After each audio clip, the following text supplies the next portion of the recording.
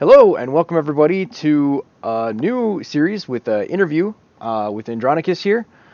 He is part of the School of Life, which I'm involved with, and he recently published a book, and so we decided that it'd be fun to chat about that and kind of his views. The book is on the Iliad, and so that is what we will be discussing. So welcome. How has your day been? Not too bad, not too bad. How's your day going? It's going fantastic. It's a good Monday. So I guess the first question I have is, how did you come to your current list of the classics, and why choose the Iliad to as the book to start reading as your overall goals? Yeah, so it started it started about 4 or 5 years ago, uh, just really wanting to read the classics, and I didn't quite know where to start. Um, and so I had heard about a book uh, called How to Read a Book by Mortimer Adler, and I decided to get it and read it, see if I can improve like my reading comprehension uh and get a better sense of like classical education and just how to be like a more educated person. And I saw in the back of his book there was a list of classics that he recommended everybody read. I'm like, okay, cool. I'll just follow this list then. And the first book on the list was the Iliad, or the first author rather was Homer. So the Iliad was first, and then the Odyssey right after that. And so I so I started I started reading the Iliad, and then I read the Odyssey, and on that list I ended up reading several authors. I read Homer and Aeschylus and Sophocles and Euripides and Herodotus, the father of history, and Thucydides and Hippocrates, the father of modern medicine. And I read Plato. I read his complete works, and then I got to Aristotle, and I read his Organon, which is his 6 books on logic. And the translation I had, it was about 300 pages, and I got to the end of it, and I realized that I had barely remembered or understood anything that I read, and it bothered me a lot. And so I tried, reading some of them again. I tried just, well, maybe I'll just move on to his other works, and maybe I'll just kind of sink in, and it didn't. And eventually I gave up on the list. And I still thought about it, and I didn't want to completely give it up. And so what I ended up doing was expanding the list. So Mortimer Adler's How to Read a Book, there was an original version, and then there was a revised version and that he did in like the 1970s. I think it was like 1972. And the list in that book was different. And so I combined those two lists together. And then I added in books that were found in a series that he edited called Great Books of the Western World.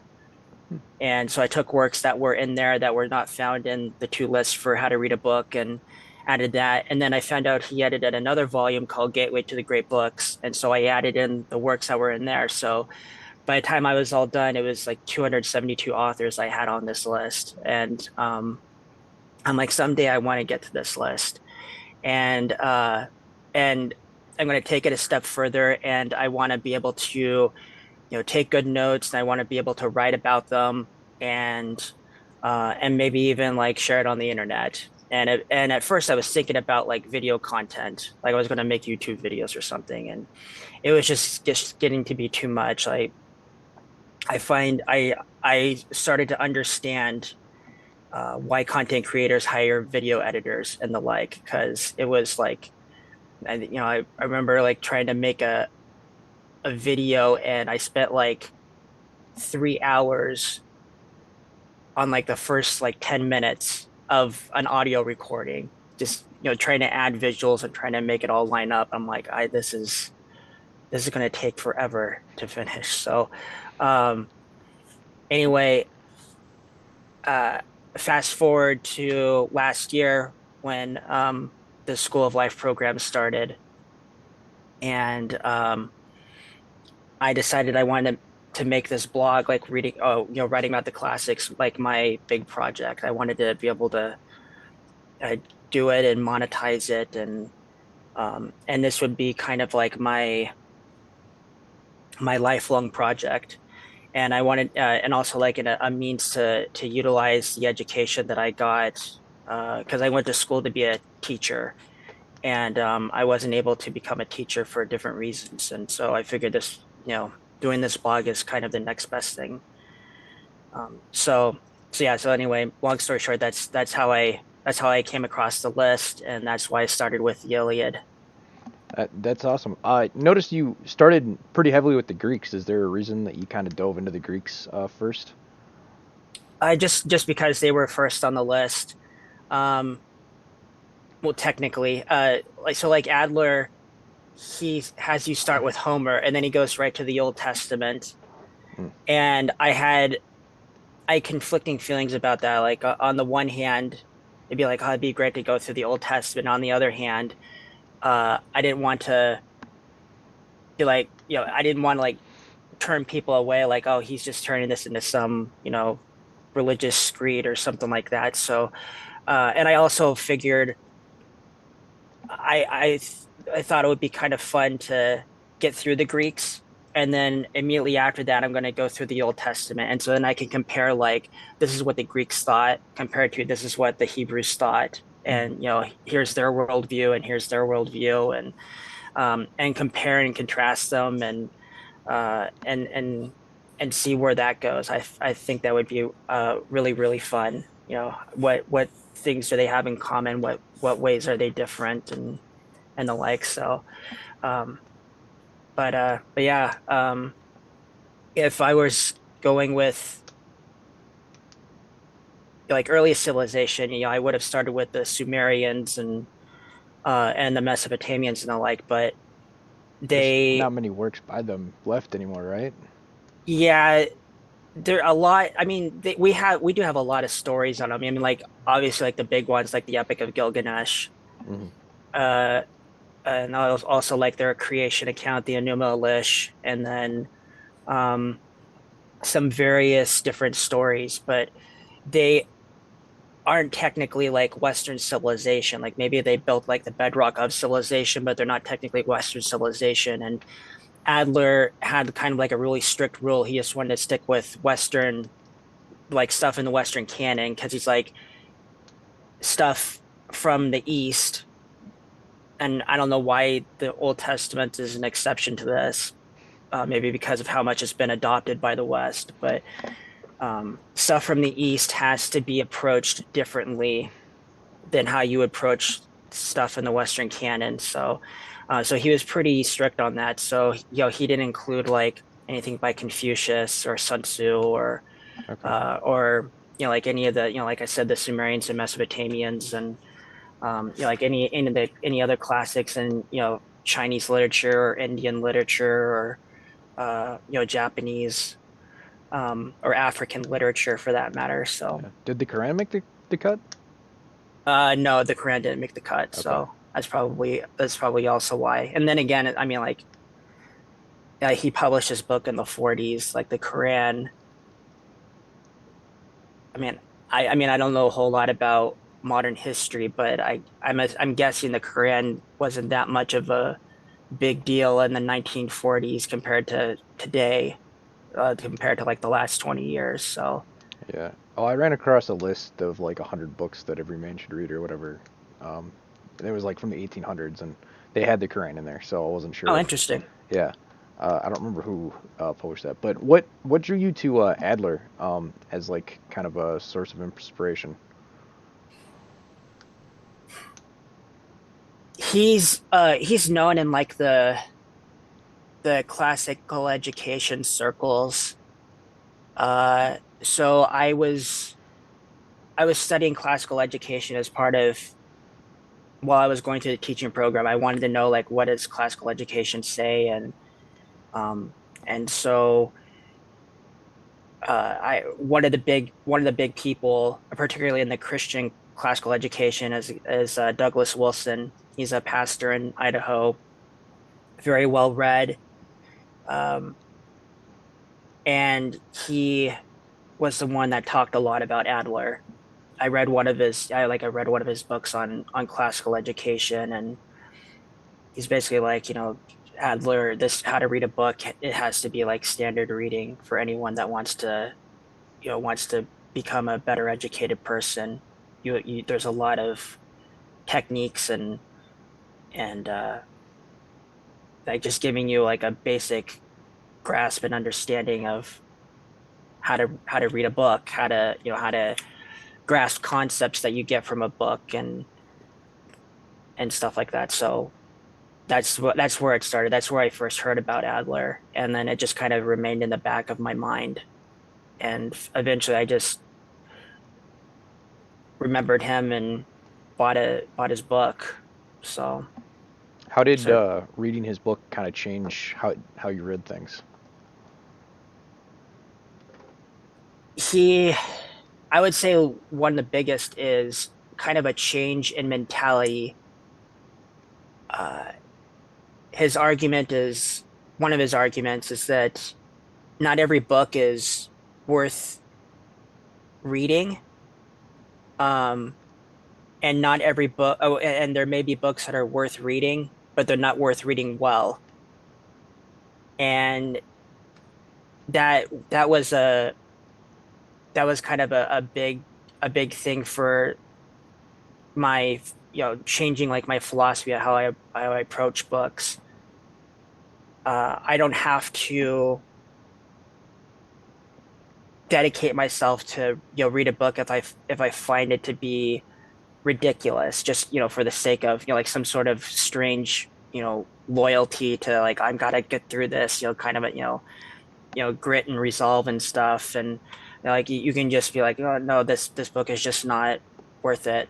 It's not worth any more of my time, and I'm gonna put it away and move on to something else. But uh, another thing is it kind of it reinforced like things maybe I'd learned in the past, but also taught me new things. Like his his methods are more for non-narrative, non-fiction books, and so he kind of goes through, this is how like this would be like a surface level approach to reading a book, and then here's the next step up, and then the next step up after that, and you start at the surface just to make sure that you find the book worth reading to begin with, and then after that, if it's worth reading, if it's worth really like putting in the time to read it well. And he says that reading a book well requires at least two or three readings of the book, uh, and the ultimate goal is to make, I guess he would say, like make the book your own. And that was another thing that really struck me, that really stuck with me, is the ability to take a work and realize that it's the author speaking to you, the individual, and it's your responsibility, especially if he put something good, to respond back to it like you're having a conversation, and to respond to it so well that in a sense like you're making the work your own, like he uses, I think he uses the phrase coming to terms with the book. And uh basically it's basically the adage, comes down to the adage of being able to repeat something that you've learned in your own words. That's when you know that you've learned something. And he kind of that's basically the concept that he teaches, is if a book is worth reading well, you'll read it to the point to where you can then talk to someone about it in your own words, and you know exactly, like in this, because he's talking about non-narrative nonfiction, you know exactly the argument the individual is making, and you can be able to repeat that argument in your own words to someone else, and you know it so well that your whether you agree or disagree with the argument is um, it's well informed, and you've shown that you have met that author uh, and have heard his argument out and have given it a lot of thought and consideration, then you can respond in kind. So it's kind of like we use a lot of terms goes on in today's political discourse, like the whole straw man versus steel man Mm. kind of thing. So if I were to use those terms, um, you can steel man the individual's argument, whether you agree or disagree with what they're trying to argue. Um, so Yeah, and speaking of putting things into your own words, you definitely did that with the Iliad, and it was quite impressive. Um, and so I have some questions on that. True. One thing that you mentioned a lot was how you kind of saw Achilles as he's the main character of the story, but he wasn't actually like in the story that much, but still he pervades kind of the whole story in a way. Can you kind of speak to um, what drew you to that observation and yeah, it was multiple things. The first is that the Iliad is about the anger of Achilles. It says that in the opening lines of the poem. Um, I'll read here from the Fagles translation.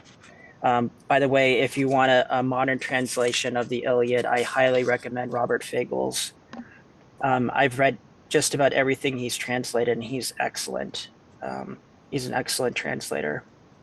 But the opening lines of the Iliad reads, "Rage, goddess, sing the rage of Peleus' son Achilles, murderous, doomed, that cost the Achaeans countless losses, hurling down to the house of death so many sturdy souls, great fighters' souls, but made their bodies carrion, feast for the dogs and birds, and the will of Zeus was moving toward its end. Began used when the two first broke and clashed, Agamemnon, lord of men, and brilliant Achilles." That's what the whole poem is about. The anger of Achilles, and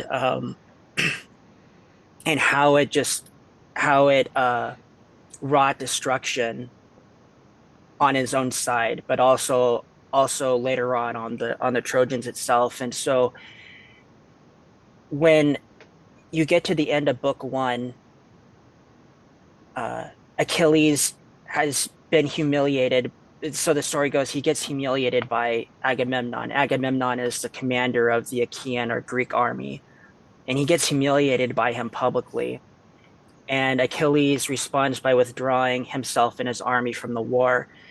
And he is so upset by this that he asks his mother, who's a sea goddess, to petition Zeus to say, to have the Achaeans lose against the Trojans until Agamemnon regrets humiliating him. And Zeus accepts the petition. And so you come to that very end of the book, and now the story is set. And that's now in the back of your mind as you continue through the story. Um, and and it's not until, I mean, at first it seems like everything is fine. Like this is like typical, like, typical drama. Like everything seems to be fine, and then the twist happens. And the twist comes later on when, well, the twist first starts when it looks like the war is going to end, and then it doesn't. mm, There's the duel between Menelaus, who's the husband of Helen of Troy, and Paris, who's the one whom she ran off with. And there's a duel, and Paris seems to have run away, and they're like, okay, well, that's it. This is the end of the war. Like the promise of the duel is whoever won got Helen back, and everybody goes home, and everything is great. and but that's not something the gods want, and so they find a way to make the war happen again. And uh, and this whole time you are thinking about this petition to Achilles, or this petition that Achilles made to Zeus. It's like, no, the war can't end because of this. And and then the sides begin to fight each other, and they begin to fight each other. And meanwhile, like the audience has is privy to information that the people on the ground in the story don't have, and that's what the gods are doing in the background. Um and it's there that we learn that, Zeus is going to honor this petition. He's going to turn the tide of the war around. And and uh and then he does it, and he and in this very spectacular fashion. Um, he sends a lightning bolt down. He scares off all the Greeks, and the Trojans begin chasing them, and they push them all the way back to the camp. And um, that's when they begin to realize that, oh, we're losing. We need Achilles, and now it's come back full circle. We need Achilles back, and Achilles basically tells him to go pound sand. And yeah, and so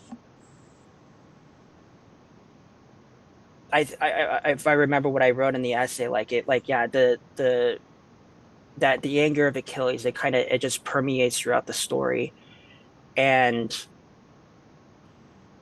it stays in the back of your mind even if Achilles isn't around. It stays there.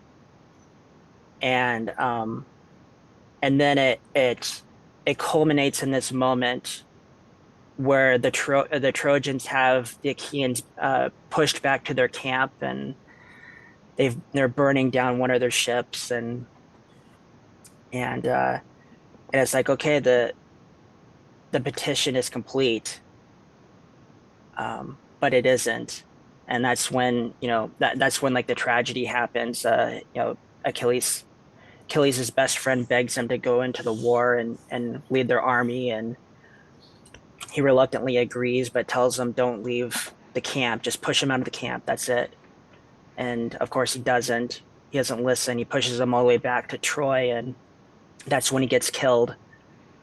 And that's when the anger of Achilles like transforms into something else.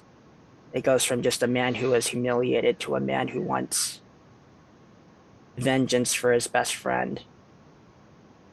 So I don't know if I answered that question sufficiently, but No, you laid it out wonderfully. And one thing that you talked about was how is it Pericles was his best friend? Patroclus, Patroclus, my bad. I think Pericles is a different Greek hero. yeah, he is. um, so you talked about how he kind of donned the mantle of Achilles, but then he ended up getting crushed by it in a sense, Mhm. and kind of what the man it goes to show like what the mantle of leadership is. And I was wondering if you could kind of speak to that mantle of leadership and how it was shown throughout the Iliad. Yeah, uh, yeah, leadership. I thought that was one of the major themes of the Iliad was the way that these leaders were. So, like on the one hand, you had Agamemnon, the commander of the Achaean army, and we see like right in the first book, like he's not this like very impressive guy. Like he demands like so the story starts where he has a war prize. So like slave people were taken as slaves back then, and women were taken as war prizes. And he had this particular war prize who happened to be the daughter of a priest of Apollo. And the priest of Apollo comes to him as a suppliant and says, please give me my daughter back. I'll provide compensation, that kind of thing. And um, the whole army is like, yeah, Agamemnon, you really should do this. And, this is a priest of Apollo here. And Agamemnon responds not only by saying, no, I'm not going to do it, but he like drives him out. Like he treats him terribly. And the priest of Apollo prays to Apollo, um, for justice, and Apollo does it. He sends a plague on the Achaean army, and so this whole episode is just kind of like, uh, we uh, Agamemnon um is not like acting in this really positive way, and then the clincher is, when they get to when the council gets together and they're like, hey, why is this plague happening? And their prophet, this very famous prophet in Greek legend, he says, because you spurned this priest of Apollo, and the only way to make amends is to give his daughter back. And Agamemnon is just absolutely incensed about this. Like, he basically throws a tantrum. He's like, well, if I have to do that for the sake of the army, I want like immediate compensation right now. And Achilles is, hey, hold off on that. Wait until, we sack Troy, and we'll give you like the choicest of the choice.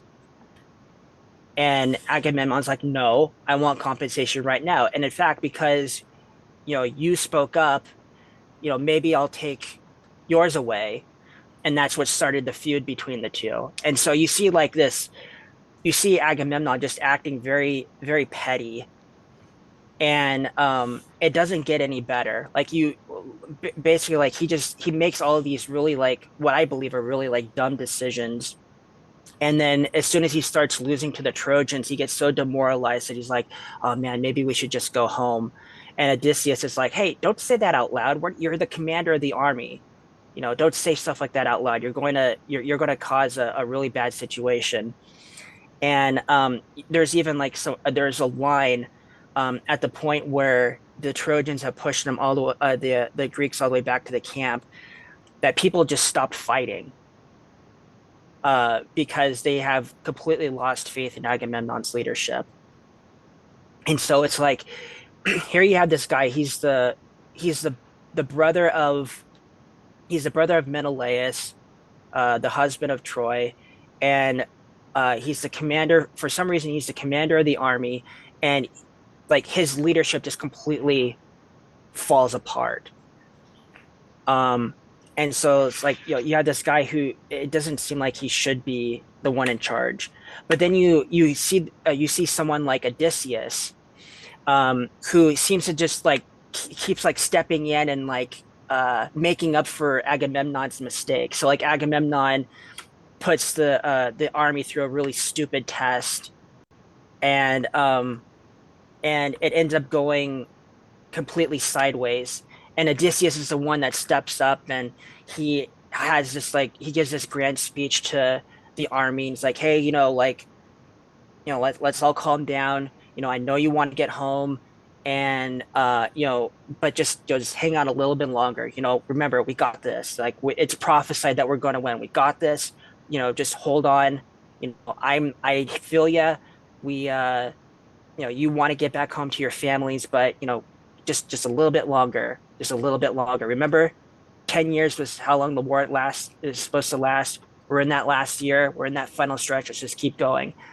And he just keeps on making up for Agamemnon's faults throughout the whole poem, to the point where when Agamemnon and Achilles are reconciling, Odysseus is like, okay, Agamemnon, this is how you're going to do it. Like, you're going to apologize. You're going to do it publicly. You're going to give Agamemnon or Achilles's war prize back, and you're going to do it publicly. All the things that you promised to give him earlier, you're going to do that, and you're going to do that publicly. And then you're going to invite him to your tent, and you're going to have a feast. And it's, you're like, this is exactly what you're going to do. Oh, and by the way, next time when you do something wrong, just apologize.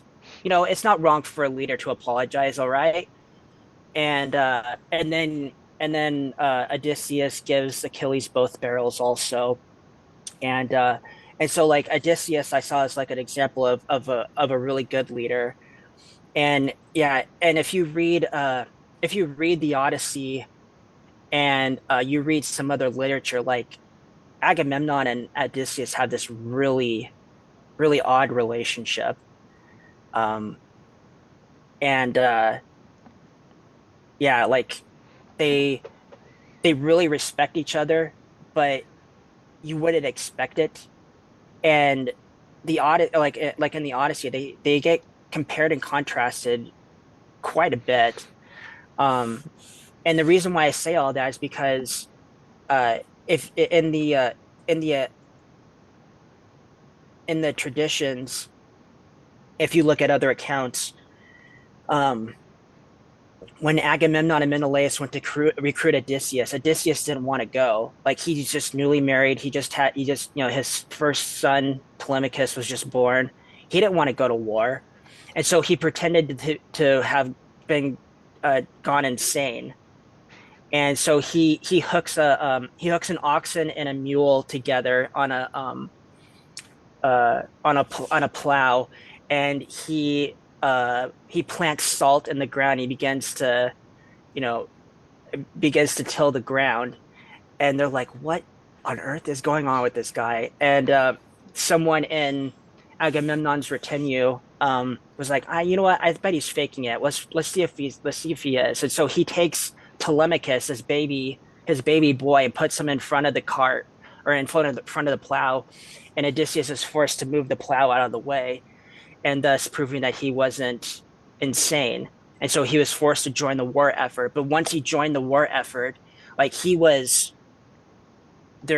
like one of their most committed leaders. Like he gave it 110%, and Agamemnon respected him for it. And for some reason, like Odysseus respected Agamemnon. This is explored a lot in the Odyssey and in a little bit in some other works. But yeah, it's really yeah. So I also have to say is that yeah, I saw a lot of instances of good and bad leadership within the Iliad, and and I have to wonder like if that was intentional, like if that was something that Homer intentionally meant to do. But regardless, I just saw those two as like those are two very different examples of leadership. And then what was more interesting is they continue to be compared and contrasted in the Odyssey. Uh, Something I kind of noticed about the story or things that you'd mentioned about it is it's very different tale than what we normally tell today. So I was wondering if there could be even a story made today that's like the Iliad, just because of our various cultural biases, or just maybe there's not even the talent out there that could write something like that, and what your thoughts are of that kind of story and narrative.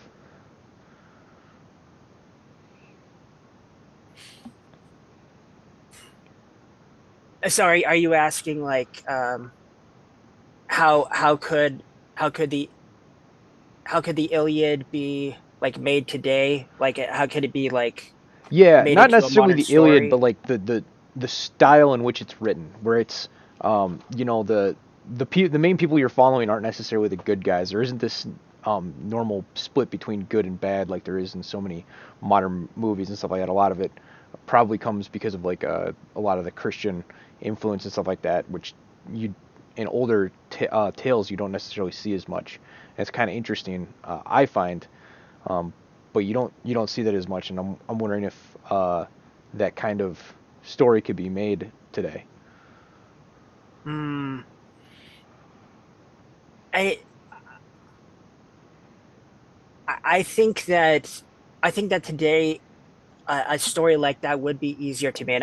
I would be curious about your opinion about this, but doesn't it seem like more stories today, more TV shows, more movies, like they tend to want to uh give the bad guy so-called like a backstory in order Hmm. to sympathize with him. That seems to be happening a lot more today. Like there's not like a clear cut like this guy is truly evil, a la like Sauron in the Lord of the Rings or Yeah. that kind of thing. So it seems like something like that would be in that particular instance. I think it would be easier to do today. Um, I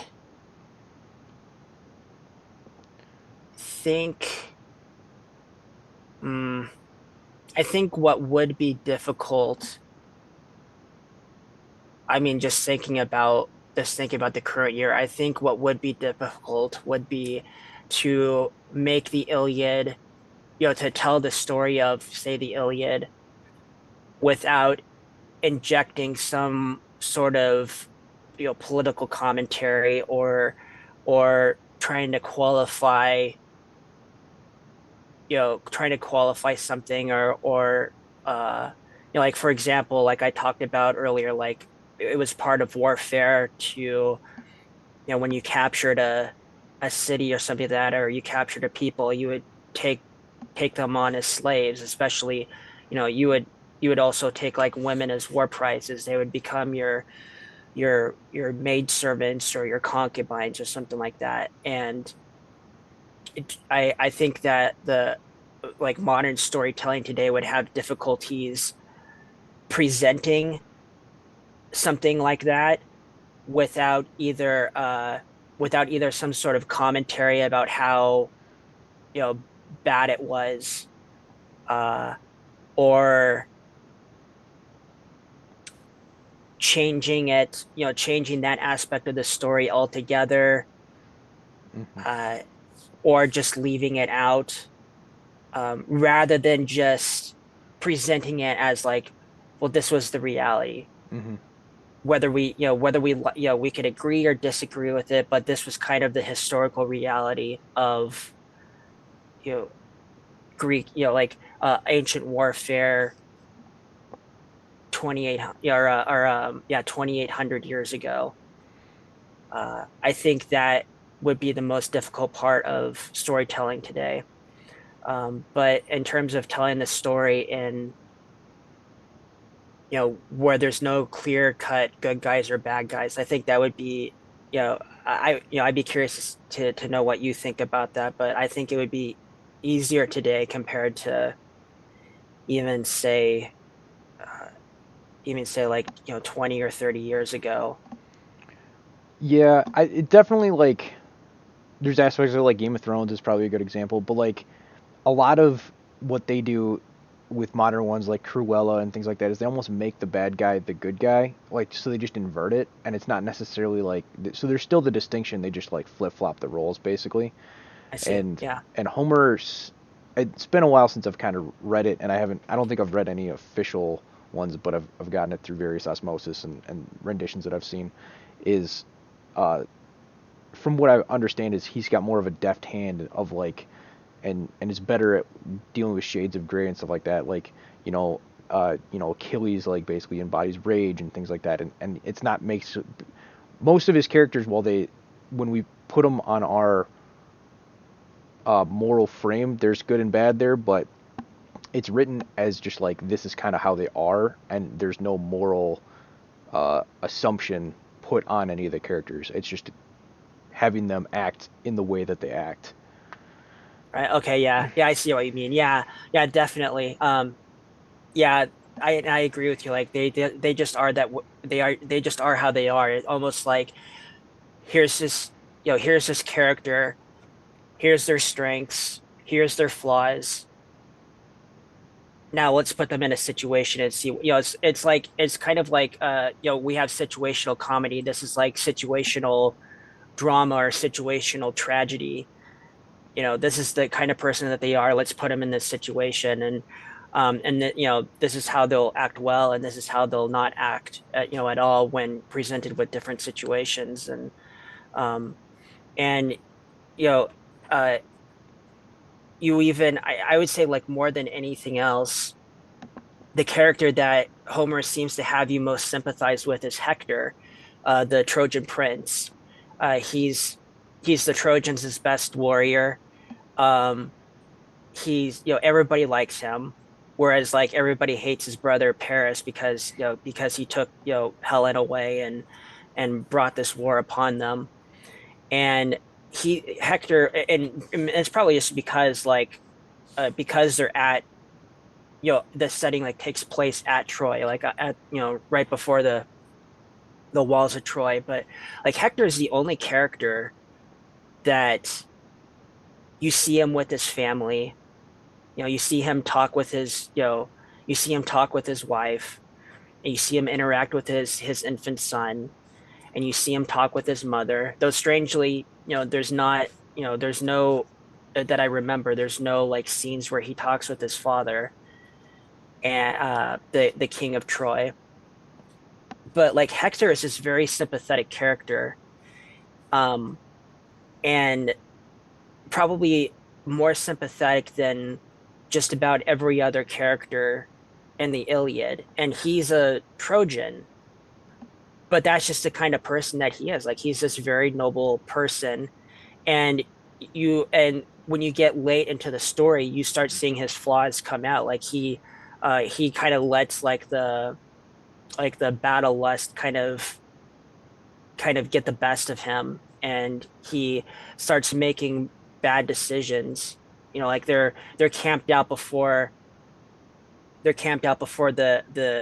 Achaean camp, and one of his advisors is like, hey, you know we've done a lot of damage to them, let's just go back to Troy. And Hector's like, no, no, no, no, no, we got this. Like we're gonna keep going, and we're gonna wipe these people off the map, and they won't be a bother to us anymore.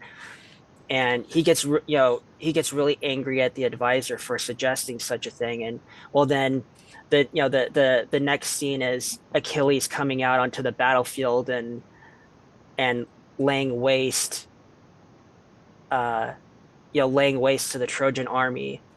Hector let his victory over Patroclus and taking Achilles' armor from him, like get in his head, um, and he ends up paying a price for it. And when he realizes that he made this terrible mistake, you see this really this really gut wrenching scene where he's standing outside the walls of Troy, and he's ushering people back in. And meanwhile, his mother is up there at the top screaming at him, like telling him, get inside the walls, get inside the walls. And he's like, I can't. I it would it would it would hurt my honor if I did that now, if I retreated now when all of this is my fault. And I have to wonder if he kind of instinctually also knew that Achilles was after him. And if he went inside the walls of Troy, then the people of Troy, and especially his family, would be in jeopardy. Because with the way that Achilles was, he was just like this force of nature, this one man army. And if he had to go within the walls of Troy to get Hector, Hector was probably afraid that he was going to do just that. And who knows what would have happened to his father and his mother and his wife and the people of Troy that he has sworn to protect. And so maybe, and like I wonder like if that was also going through his head. Um, but and so you know he decides to wait outside, and Achilles catches up with him and eventually kills him. But yeah, so it's it yeah, it would be interesting to make a story like that. Where like you said, like you're not taking a bad guy and kind of inverting them to make them sympathetic, um or or like a Game of Thrones kind of scenario where it's kind of like everyone sucks. Um, that I understand. I haven't seen Game of Thrones, but the impression I get is that everyone sucks, and that the author was trying to be you know, some sort of some sort of like anti-Tolkien, or you know, he's it sounds very nihilistic to be honest, but what little I understand of the Game of Thrones universe. But um, yeah, to be able to make a story, I kind of see your point now, like to be able to make a story where it's like, here's the story, um, and these are just characters with their flaws and with their goods, their strong points, their morally good points, and their flaws. And now they're in a situation, and let's see how things work out. You have people on one side and people on the other, and it would be interesting to see. hey, audience, what's your opinion? Which Hmm. side do you like more? Yeah. And so yeah, that would be a pretty interesting concept. Um, So for any aspiring writers out there, you got your idea. yeah. Um, so a lot of the stuff that they talk about in the oh, actually, a better question is, so you've talked about Hector being a very interesting character and Achilles and stuff like that. Do you have a favorite character from the Odyssey? From the Iliad. Or sorry. Yeah. Um, I could talk about the Odyssey too, but yeah. The Iliad. Do I have a favorite character? Oh man. Um, yeah, I really liked how Hector is presented in the story, but um, man, that's tough. I would say I would say Diomedes was probably my favorite character, and Odysseus is a very close second. Even though like my impression of Odysseus got tarnished a little bit in the Odyssey because of some of the decisions he made. And that's just like me like making a moral decision on Odysseus's character, but um Odysseus like was a really good like I think was a thought was like a really solid like leader, solid character in the Iliad, but I think Diomedes like was awesome. Um and so Diomedes is probably even less of a known character um than the others, but he nonetheless like he has quite a bit of time devoted to him in the poem. Like there's a whole chapter pretty much devoted to him like being on the battlefield. But he's so Diomedes is the son of Tydeus, and Tydeus was a man who fought in a famous battle before the Trojan War, um, uh, and it would take some time to kind of talk about that battle, but basically his father fought in this famous battle before the Trojan War, like years ago, years before, and died in that battle. And what's interesting is that the poem keeps bringing up this fact that Diomedes is the son of this of Tydeus, this great warrior, and you know, Tydeus, if Tydeus were here, he would have been this way and that way, like and Diomedes just getting constant reminders, constant comparisons to his father. And so like you kind of get the sense that maybe like Diomedes has this chip on his shoulder concerning his dad, but he's like, aside from like Achilles and maybe Telamonian and Ajax, he's like one of like the best warriors that they have, and um he shows like a level of courage that none of the other leaders had, not even Ajax, not even Odysseus. There's one scene, the point where Zeus decides it's time to honor Achilles' petition and cause the Achaeans to start losing the war, and he sits down on the mountain, Mount Ida, near where the battle is going on, and there's like this big dramatic scene, and the favor falls in with the Trojans, and he sends a lightning bolt down onto the battlefield, and it freaks out the Achaeans, and they began running the other direction. Well, there is one guy that not only did not run away, he ran toward the action, and that was Diomedes. The uh, so one of the other warriors, Nestor, he's the king of Pylos. He's also a character in the Odyssey. He's the king of Pylos. He's this old man, unable to fight because he's old, but he nonetheless went with his army to Troy and served as more of an advisory role, as kind of like the wise old man. Although in my opinion, served more as comedic relief than anything else throughout the story. Kind of one of those typical, back in my day kind of character. But Nestor is stranded on the battlefield. Everybody has run away, and Nestor is in his chariot, and he's stranded. And so Diomedes like charges right into the battle and gets on Nestor's chariot, and he's like, you know what? I'm not scared. Let's do this. And Nestor's like, all right, let's do this. And so they charge at the Trojans again, and Zeus sends another lightning bolt down. And Nestor's like, on second thought, I like your gumption, but we should probably leave. And Diomedes doesn't want to. And I think the text is something like three times Diomedes went and charged in, and three times Zeus sent a lightning bolt, and finally he's like, he conceded and left. But like that's something that Diomedes could boast about that none of the other Achaeans, not even like Telamonian Ajax ran.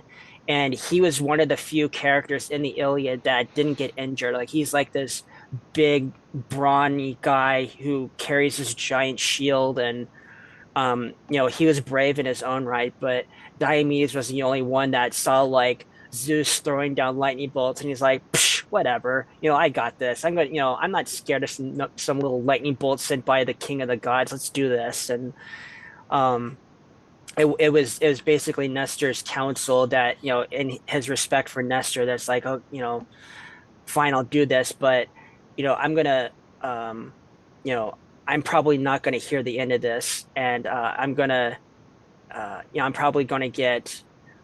probably gonna get humiliated for this for running away. Like I don't want to be made a coward, and of course, like that the reason why he kept coming back, after the Trojans is because Hector kept on um, heckling him Hmm. like, "Ooh, look at that, the coward running away." And Diomedes like, "I'm sorry, what'd you say?" And like, went after him again, and then Zeus sends another lightning bolt, and then uh Hector like, goes after him again. And anyway, it's kind of a funny scene, but yeah, so like Diomedes is like he's just this great character.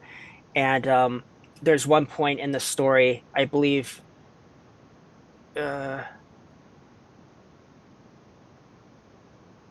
I can't I don't think it's after um it may have been after the okay, yeah, it was after the whole scene with the lightning bolts. Um they want to Agamemnon wants to send some spies into the Trojan camp um to see if they can learn anything, and Diomedes is the first one to volunteer for it. And he picks Odysseus as his partner to go and infiltrate this camp. Um, but yeah, so like Diomedes is just this it's just like this great character who shows just an uncanny amount of courage. Um, and while at the same time, like it seems like he has, he feels like it seems like he feels he has something that he needs to prove, being compared to his father. And he doesn't take like being humiliated, lying down. And he even like calls out Agamemnon at one point. It's like, hey, when Agamemnon, one of the times that Agamemnon wanted to call it quits and actually leave the war after being demoralized, and Diomedes is like, you called me out in front of everyone for, you know, uh, you know, for for it was, I don't know if it was for cowardice or not being prepared enough to go into battle. And he's like, and now you're turning around and you're saying this kind of nonsense. I'm like, no, you know, I don't care what you do, but I'm going to keep on fighting. So yeah, so anyway, yeah, I would say like Diomedes is probably my favorite character, and with Odysseus being a very close second, and Hector being a very close third. They're, I mean, I put him in first, second, and third place, but um, the amount of difference between how much I like each of them are very, very, it's very, very like very slim. Um, so Yeah. It's interesting to see how much honor seems to play a role in the uh, the story because they're the Achaeans are basically on Troy's doorstep, and Troy has like legendarily large walls that can't be penetrated, and yet they still are like, let's like not use our walls and like go and fight them on an open battlefield. Yeah. Yeah, that is a very interesting thing I think about sometimes. This whole concept of honor that is, at least to me, is foreign uh to some degree. Like just you know being uh feeling bound or obligated to act a certain way, even if it's to your disadvantage. Uh, being um uh believing a certain way or saying certain things, that you know that certain actions and certain words, even if they're not necessarily violent, could lead to violence. And um yeah, it's just so such it's such an interesting thing that we just don't have anymore. And I don't know if that's a good thing, or if it's to our detriment that we don't have this kind of concept of honor, that we would never dare uh, approach someone a certain way, or or say certain things to them, or else the response would be uh, like a life or death situation, um, or even social suicide. It seems like a lot of those uh, mm, a lot of those things. I don't know what to call them specifically, but they have been kind of removed. Um, like I wonder if maybe like the way the lengths or the depths in which we've taken like free speech, for example, Hmm. if that has played a role in it, uh, It's definitely or cultural aspects. I mean, Jet, yeah, was it Andrew Jackson like dueled like 20 people in his life or something? So like there was still some aspect of that in the early American culture. yeah. I'm thinking more of like, I don't know what you say, the last 50, 60 years. Like it seems to be I don't know, maybe something from like this from the 60s or 70s onward, like this kind of whole idea of honor being like um what do you call it, the revering honor seems to diminish. Yeah. um yeah Seems to be a theme with decadent societies. yeah, decadent societies, and um maybe maybe like maybe even like learning or education maybe plays a part of it, in the sense of um what was I going to say on that? Oop, uh your video cut out. oh, did it? Yeah, um you're there we back. go. uh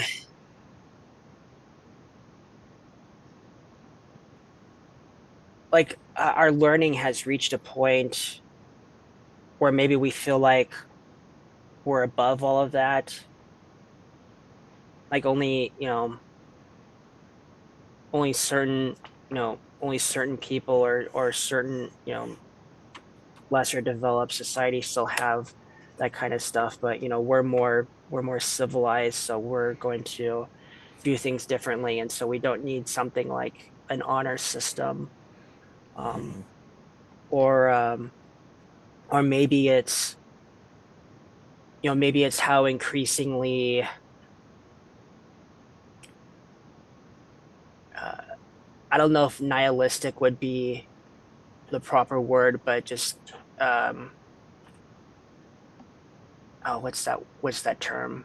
Um, it's not nihilistic. It's not apathetic. Fatalistic. Uh,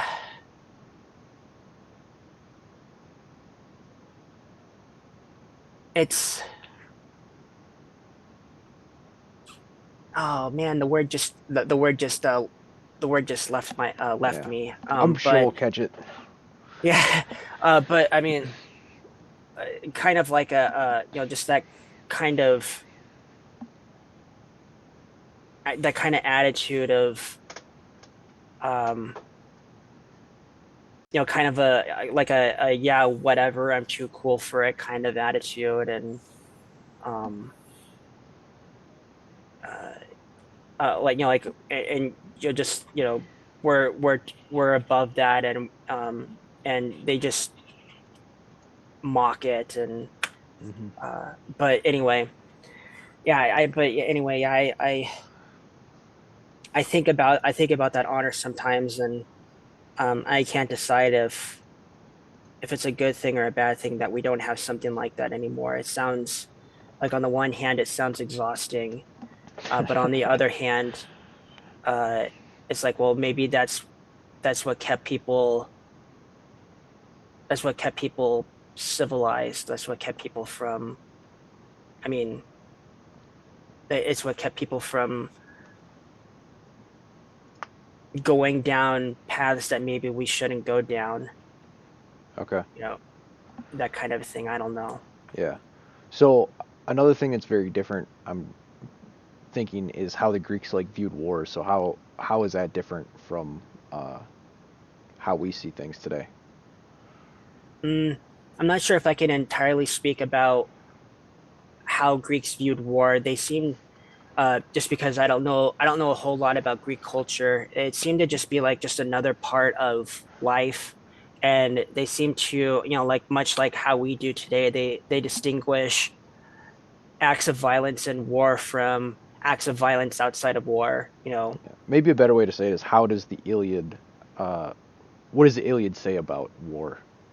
Oh yeah, that's a really good question. So there, I know that there are, I don't, maybe scholars, but definitely a lot of individuals out there that believe that Homer is trying to present maybe an anti-war message, and I can see where they come, I can see where they come from in that, because there's a lot of uh, descriptions of people being, like brutally killed, and then like Homer provides these really brief backstories about their life. They were the only son of this couple, or this person was just newlywed, or this man was a really kind person, and had a lot of friends, and was very generous, and now he's dead. And there's a state, there's something that he writes at the end of book four, when all the fighting starts, and at the very end of book four, Homer writes, and now no man would have made light of the fighting if he could have gone about among it scatheless and unwounded, with Athena leading him by the hand and protecting him from the storm of spears and arrows. For many Trojans and Achaeans on that day lay stretched side by side downwards upon the earth. Kind of like this is how awful the fighting was. And at the end of the day, when all the fighting was over, the Achaeans and the Trojans, they were both the same. They were both people, they were both men who were just lying there dead. In death, they were no different from each other. So I kind of see how people would maybe get that maybe Homer has some sort of anti-war message, but uh, I think more realistically is that Homer is just trying to tell a really good story, and a lot of these things were told for dramatic effect. And he also wasn't, if he was, regardless of whether he was pro-war or anti-war, I don't know if those like concepts even existed, at that time, or if they really meant anything. But regardless of which side that he was on regarding war, um, he seemed more he seemed more concerned about telling a good story, and he didn't pull his punches when it came to like the good, the bad, and the ugly with war. He's like, on the one hand, you can go into war and you can win renown for yourself and win fame, and um, you can get plunder and you can get war prizes, and um, it can increase your social status, and you know you can get all these really good things, um, but you could also die brutally and uh, unflatteringly on the battlefield with your guts spilled on the ground, and reaching out, and crying for your loved ones as the breath of life escapes your lips. And so like he showed the full aspect of war. Was not he was first and foremost a storyteller, and not a propagandist. And so I think that, regardless of whether he had a pro or anti-war message, I think um, it would be really difficult to determine. But like I said, I do understand why people think that he had an anti-war message, just of just how these gut wrenching stories. And um, he was definitely someone who was intimately familiar with how weapons damaged a human body. Um, and but anyway, it just seemed like, with the familiarity he had with it, like either Homer like knew war himself, or like battles and skirmishes and stuff like that was just a normal part of life, where in the world that he lived in. um and it was just like a reality, just like us getting up in the morning and going to work, and going to the grocery store to get food for us, or to a restaurant and getting food. Just how common those things are today. Maybe war was something that, or battle was something common to his reality in his day. Um, so All right. Well, I would love to keep talking to you for hours and hours, but we probably got to wrap up here, and the Zoom call is going to be kicking us off soon. So, why don't you tell people where they can find you and about your book, and we'll wrap up. yeah, so my blog, I write on Substack, so it's Wens of Change, WENDS of change.substack.com, or my website where I also put blog posts, www.wensofchange.com. That again, WENDS. My book on the Iliad is called Revenge and Its Discontents: My Journey Through the Iliad. And I also just recently published one on the Odyssey, and I don't have a physical copy yet. It's called 1001 Nights of the Soul: My Journey Through the Odyssey. And I am currently, like I said, I finished up the Odyssey. I'm now going through the plays of Aeschylus, who is the father of Greek tragedy. And I'm starting with his famous trilogy called the Oresteia. So, um, yep, that's where those are the two places you can find me. And my books can be found on Amazon. Just look up Andronikos, Revenge and Its Discontents, or I'll put all whichever. And the links in the description for people, so that it makes it easy for them to find it. And you can follow along, and that maybe inspires some people to have some books to read along with, and have additional things to read along with. I've read the blog; it's fantastic. It's well written, so definitely recommend for people. But I'll let you have the last word.